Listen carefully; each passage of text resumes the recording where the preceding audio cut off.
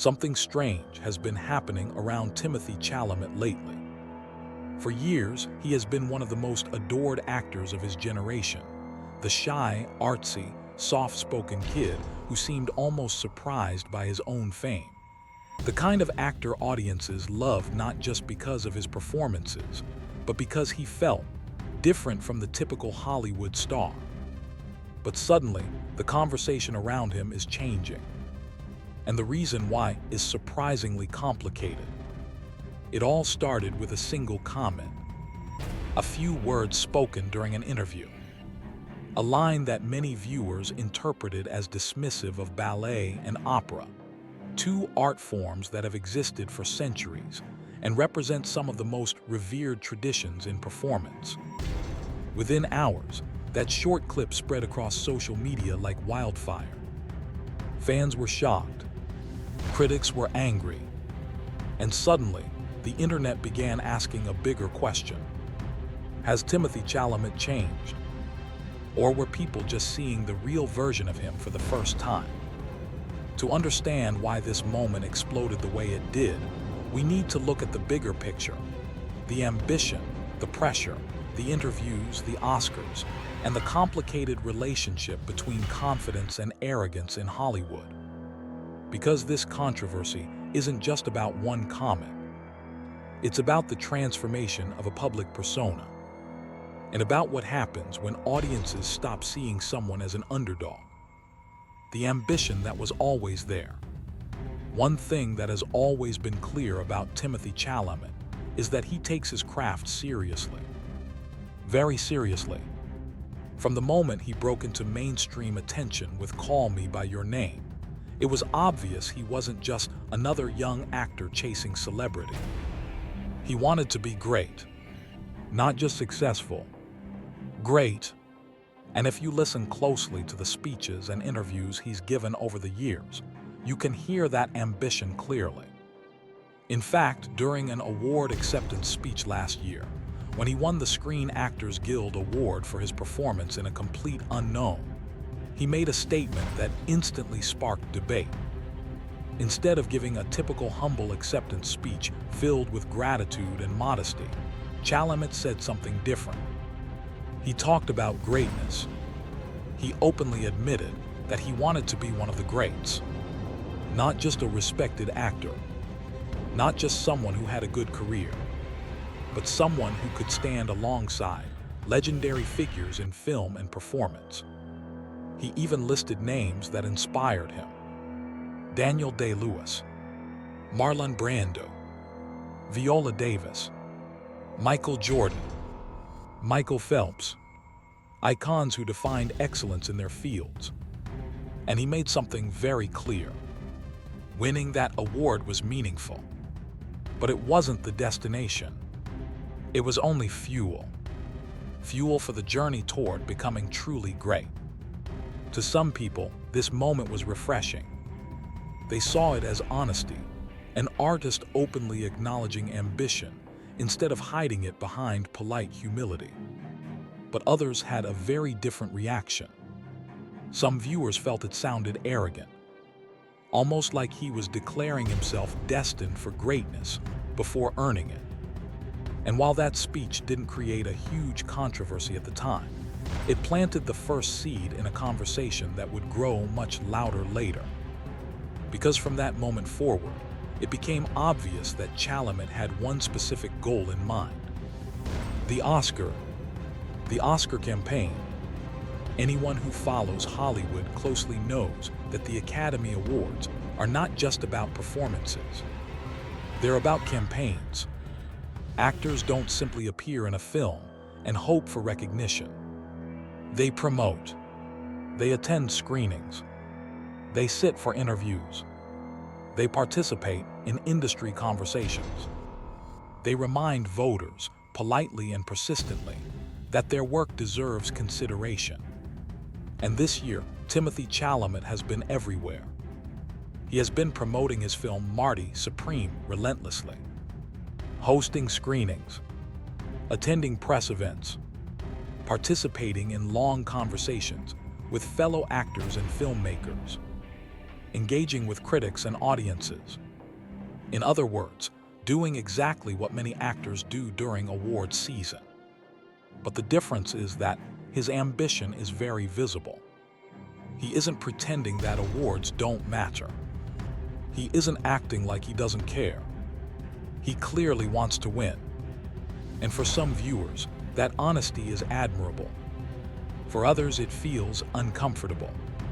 Because audiences often prefer the illusion that success happens naturally, that awards are surprises, that actors don't secretly crave them, even though everyone knows that many do. And this is where the conversation started shifting. The interview that sparked everything. The comment that triggered the backlash happened during a conversation between Timothée Chalamet and Matthew McConaughey. The two actors sat down for an extended discussion about filmmaking, storytelling, and the changing landscape of entertainment. It was a thoughtful conversation. They talked about packing in modern movies, about attention spans, about how audiences engage with stories today compared to decades ago. One major topic was how film studios increasingly push movies to get to the action quickly. Studios often want conflict or excitement almost immediately. The reasoning is simple. Modern audiences have shorter attention spans. If a film takes too long to get interesting, viewers might lose interest. But Chalamet pointed out something interesting. He mentioned that there may also be a growing appetite for slower storytelling again. Films that take their time. Films that draw audiences in gradually, rather than overwhelming them with constant action. He referenced the film Frankenstein as an example of something that wasn't especially fast-paced, yet still managed to capture audience interest. In other words, audiences might still appreciate patience in storytelling. But then the conversation shifted. They began discussing whether certain art forms require active preservation, whether filmmakers should encourage audiences to support movies simply to keep the medium alive. And that's when Chalamet made the comment that changed everything. He said that part of him admires people who fight to keep certain art forms alive. But another part of him believes that if audiences truly want something, they will show up for it. He said he doesn't want to create work that requires people to be told to support it simply to preserve the art form. And then he referenced ballet and opera. He said he didn't want movies to become something like those art forms, where people sometimes feel obligated to support them even if they aren't personally interested. He quickly added that he meant no disrespect. He even joked that he had probably just lost some viewers by mentioning it. But by that point, it didn't matter. The clip had already taken on a life of its own. The internet reacts. When the clip began circulating online, the response was immediate. Some viewers interpreted the comment as dismissive. They believed he was implying that ballet and opera were irrelevant or outdated. For communities deeply connected to those art forms, that interpretation felt insulting. Many pointed out something ironic. Timothée Chalamet himself has connections to dance. His mother and grandmother are dance teachers. His sister is a dancer, and he has his own background in dance as well. Not long ago, he had even been seen publicly supporting the New York City Ballet. So hearing him seemingly criticize those art forms felt confusing to many fans. Some people expressed disappointment. Others were harsher. They said he had become arrogant. That fame had changed him. That he wasn't the same quiet, thoughtful actor people fell in love with years ago. Some fans even blamed his relationship with Kylie Jenner, suggesting that dating someone from the Kardashian world had somehow influenced his personality. Whether fair or not, the internet quickly turned the moment into something much larger than a single comment. It became a discussion about identity, about how people change in the spotlight, and about whether success had altered Chalamet's image. The old Timmy versus the new Timmy. One of the most common phrases appearing online was simple: "I miss the old Timmy." For many fans, the early version of Timothée Chalamet felt different. He seemed shy, almost awkward during interviews. His speeches were nervous.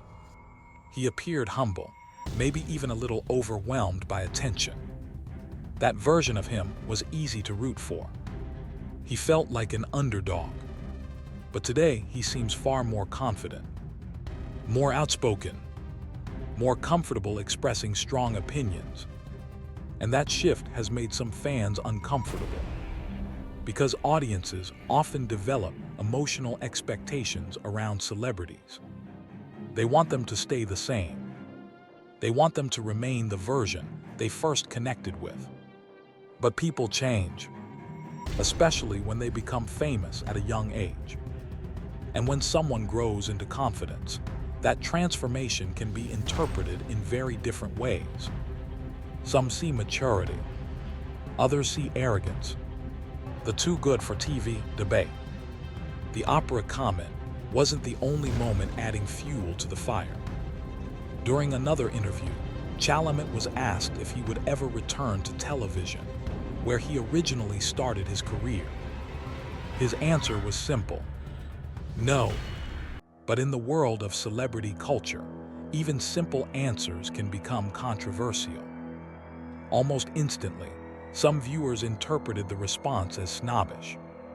They believed he was suggesting television was beneath him. Of course, that might not have been what he meant at all. Many actors prefer film simply because of the creative opportunities or scheduling differences. But once the narrative of arrogance had started forming online, everything he said began to be filtered through that lens. Every comment became evidence. Every quote became a potential headline. And the internet loves a narrative. The psychology of wanting to win. Perhaps the most interesting part of this entire controversy is how it connects to something deeper: the way people react to ambition. In one interview, Chalamet spoke openly about losing awards. He pointed out something that many people think but rarely say out loud. At an awards ceremony, most nominees don't win. And even if everyone congratulates each other politely, that doesn't mean they aren't disappointed. He joked that if 5 people are nominated and only 1 wins, the other 4 probably end up at dinner afterward thinking about what happened. He acknowledged that people might call him a tryhard, but he said he was okay with that, because at least he was trying.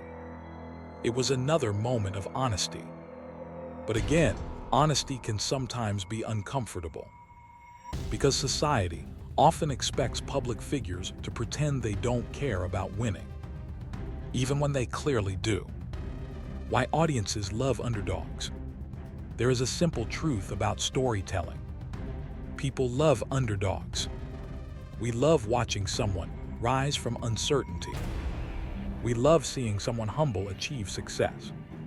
But once someone stops feeling like an underdog, the emotional dynamic changes. The audience begins to question them, to analyze their behavior more critically. And sometimes, people even start rooting for them to be humbled. Not out of cruelty, but because humility restores the underdog narrative. For years, Timothée Chalamet occupied that underdog role perfectly. A young actor with extraordinary talent who seemed surprised by his own success. But now he's established, confident, powerful within the industry. And that shift inevitably changes how audiences see him. The Kylie factor. Another layer in this conversation is his relationship with Kylie Jenner. Celebrity relationships often influence public perception in ways that have little to do with reality. Some fans believe dating someone from the Kardashian world represents a shift in identity. They see it as moving from indie artistic culture toward mainstream celebrity culture. Whether that interpretation is fair or not, it plays a role in how some people now interpret his behavior. Confidence that might once have been seen as growth is now sometimes framed as ego. Again, perception matters, especially in an era where social media amplifies every detail of a celebrity's life. The Oscar question. All of this controversy is happening at a very interesting moment. Oscar voting. The timing has made some observers suspicious. The interview clip had been available for days, but it only went viral right as Academy voting was reaching its final hours. Some people believe the timing may not be accidental. Awards campaigns can be extremely competitive, and negative narratives can sometimes emerge at very convenient moments. Whether this situation was influenced by outside forces or simply by internet algorithms remains unclear. But the result is undeniable. The conversation around Timothée Chalamet has shifted dramatically, right before one of the most important nights of his career. The bigger question, at the center of all this controversy, is a bigger philosophical question. Is it wrong to want greatness? Is it wrong to openly pursue success? Or is the discomfort people feel actually about something else? Perhaps the tension exists because society sends mixed messages. We admire ambition, but we prefer it to be disguised. We celebrate confidence, but only if it doesn't sound like arrogance. We encourage artists to chase greatness, but we also expect them to remain humble. Navigating those expectations is incredibly complicated, especially when millions of people are analyzing every word you say. What happens next? The Oscars are approaching, and the outcome will inevitably shape the next chapter of this story. If Timothée Chalamet wins, some people will celebrate. Others may roll their eyes. If he loses, some might interpret it as poetic justice. But regardless of what happens, one thing is certain. This moment has revealed something important about celebrity culture. Public perception can shift overnight. A single clip can redefine a narrative. And the line between confidence and arrogance can be incredibly thin. For now, the debate continues. Has Timothée Chalamet changed? Or are people simply reacting to a version of him that has always existed? Only time will answer that question. But one thing is clear. The conversation around him isn't slowing down anytime soon. And the world will be watching very closely to see what happens next.